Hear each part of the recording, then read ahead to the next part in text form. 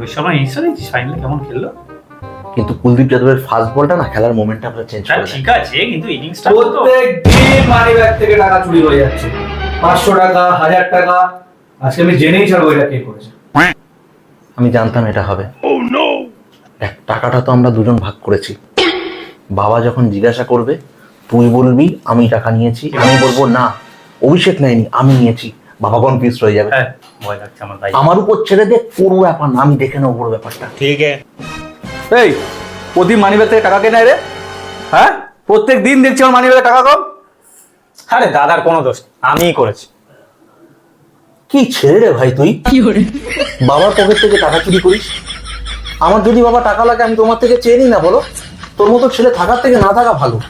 ফালতু টাকা চুরি করিস।